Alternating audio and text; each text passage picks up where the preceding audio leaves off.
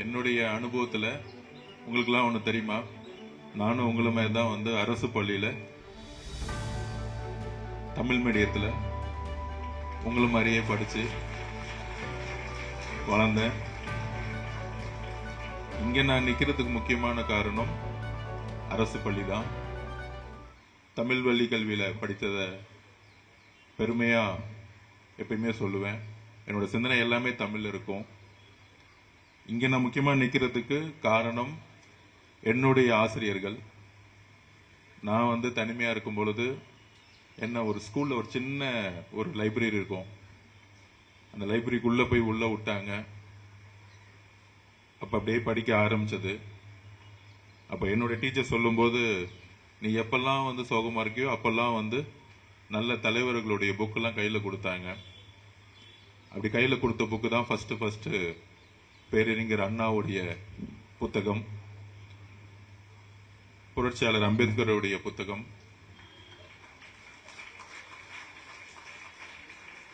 அந்த மாதிரி சின்ன சின்ன புக்கெல்லாம் மொத்தமே ஒரு 30 பேஜ் தான் இருக்கும்.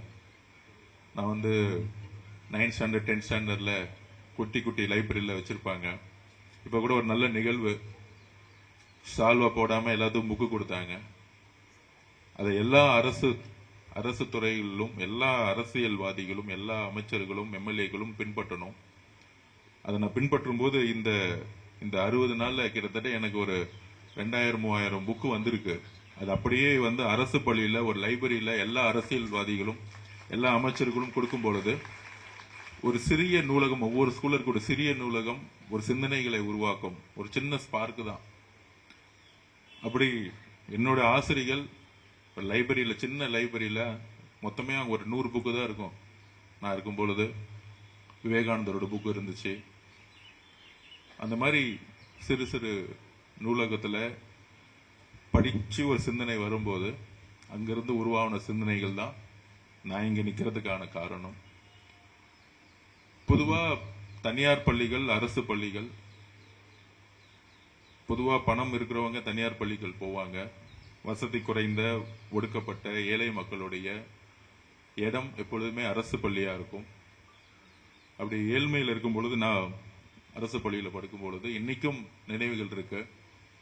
நான் படிச்ச ஸ்கூல்ல பிஹெச்எல்ல தமிழ் வழி கல்வியில படிக்கும் பொழுது, திருச்சி திருவம்பூர் பிஹெச்எல்ல படிக்கும் பொழுது அப்பயே ஒரு 8th standard 9th standard 10th standard வரைக்கும் பாத்தீங்கன்னா ஸ்கூல்ல வந்து சரியான டாய்லெட் இருக்காது. நாங்க வெளியே தான் யூஸ் பண்ணுவோம். அதுக்கப்புறம் மழை பெஞ்சு 11th ஸ்டாண்டர்ட் போகும்போது மழையினால அந்த பில்டிங் பாதிக்கப்படும் பொழுது பொதுவா கான்ட்ராக்ட் விடுவாங்க. அப்படி டிசிஷன் எடுக்கிற வரைக்கும் ஒரு பெரிய இந்த மாதிரி தான் ஒரு பெரிய மரம் இருக்கும். நீங்க பாக்குறீங்கல்ல, இந்த மாதிரி மரத்து கீழே ஒரு போர்டு வச்சு கீழே உட்கார வச்சிருவாங்க மண்ணில். அப்படிதான் 11th ஸ்டாண்டர்ட் 12th ஸ்டாண்டர்ட் முடிக்கிற வரைக்கும். ஏன்னா ஸ்போர்ட்ஸ்மேன் நாங்க. ஸ்போர்ட்ஸ்மேன் பண்ணும்போது ஒகேஷனல் குரூப் 11th 12th வந்து ஸ்போர்ட்ஸ்மேனுக்குன்னு ஒரு குரூப் இருக்கும். எப்பயுமே ஒகேஷனல் குரூப்னு சொல்லுவோம், மெக்கானிக்கல் குரூப் ஓஎஸ் குரூப்னு சொல்லுவோம்.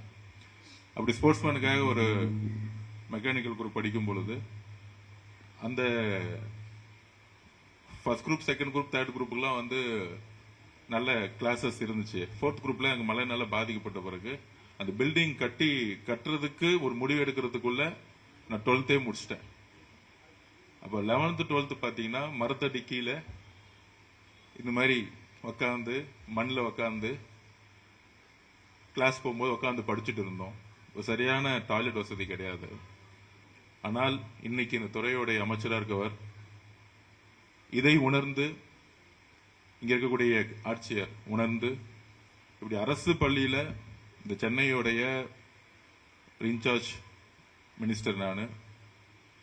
அப்ப என்னுடைய கவனமும் சரி, அமைச்சரோட கவனமும் சரி, எங்களுடைய அண்ணன், எங்களுடைய தலைவர் மாண்புமிகு முதலமைச்சர் சிஎம் அவர்களுடைய விஷனும் சரி, அரசு பள்ளிகளை ஒரு உலகத்தரத்தில் உயர்த்தணும். அதுதான் நம்மளுடைய தலைவரோட விஷன். இது பொதுப்பணித்துறையில வந்து சிஎம் தலைமையில மீட்டிங் நடந்துச்சு, ரிவ்யூ மீட்டிங். அப்ப அவர் சொன்னது, அரசு கவர்மெண்ட் ஹாஸ்பிட்டல்ஸையும் கவர்மெண்ட் ஸ்கூல்ஸையும் நம்ம வந்து ஒரு உலக தரத்தில் நம்ம உயர்த்தணும், அதை நம்ம போக்கஸா வச்சுக்கணும் அப்படிங்கிற பதிவை பண்ணாரு. ஏன்னா இங்க இருக்கக்கூடிய பில்டிங் எல்லாம் கட்டி கொடுக்க வேண்டிய பொறுப்பு பொதுப்பணித்துறைக்கு இருக்கு. உறுதியா சொல்றோம்,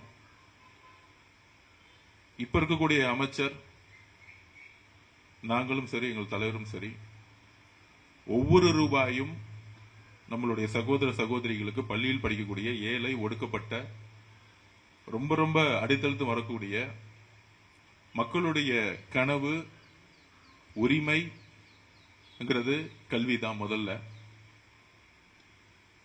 அதுல நாங்க பதிவு பண்றது கல்வியோட சேர்ந்து விளையாட்டு. விளையாட்டுன்னு சொன்னோன்னா எல்லாரும் கை தட்டினாங்க கொஞ்ச நேரத்துக்கு முன்னாடி மாவட்ட ஆட்சியில் இருக்கு விளையாட்டுன்னு சொல்லும் பொழுது. அந்த மாதிரி கல்வியும் விளையாட்டையும் ஒரு ஒரு இன்டர்நேஷனல் ஸ்டாண்டர்ட்ல ஒவ்வொரு ஸ்கூல்லையும் உருவாக்கணும். அதுக்கு உறுதியாக சொல்றோம், உங்களுக்கு ஒதுக்கப்படக்கூடிய ஒவ்வொரு ரூபாயும் உண்மையாகவும் நேர்மையாகவும் மனசாட்சியும். சத்துணவு ஊழல் நடக்கும், முட்டை ஊழல் நடக்கும், பில்டிங் கட்டுறேன்னு சொல்லிட்டு பில்டிங் சரியா கட்டியிருக்க மாட்டாங்க, டாய்லெட் கட்டிட்டு சரியா கட்ட முடியாது. அரசு துறையில பணம் இல்லாமலாம் இல்ல, பணம் ஒதுக்கப்பட்டிருக்கு. பட்ஜெட்ல இத்தனை வருஷம், இந்த 50 வருஷத்துல பணம் ஒதுக்கப்பட்டிருக்கு. ஆனா அது முறையாக இம்ப்ளிமெண்ட் பண்ணல, முறையாக செலவு செய்யல. ஒரு துர்பாக்கியமான நிலைமை என்னன்னா, அமைச்சர்கள் தனியார் கல்வியில தன்னுடைய மகன் மகள்களை சேர்த்தது கூட, ஒவ்வொரு அமைச்சர்களும் தனியார் கல்வி நிறுவனங்களை உருவாக்குனாங்கல்ல, அதுதான் பிரச்சனை. அதுதான் ஒரு கவர்மெண்ட் ஸ்கூலுடைய ஃபெயிலியர். சோ எதை பேசணும்? சோ இந்த மாதிரி அரசு துறையை வளப்படுத்தக்கூடிய ஒரு இடத்துல இருந்து, அது கவர்மெண்ட் ஸ்கூல்ல இருந்து தன்னுடைய குடும்பம் தன்னுடைய மக்களுக்காக தனியார் நிறுவனங்கள் உருவாக்கும் பொழுது, அமைச்சர்களாக இருந்தாலும் அரசியல்வாதியாக இருக்கும் போது, அரசு துறை இருக்கக்கூடிய பள்ளிகள் குவாலிட்டி டவுன் ஆச்சு.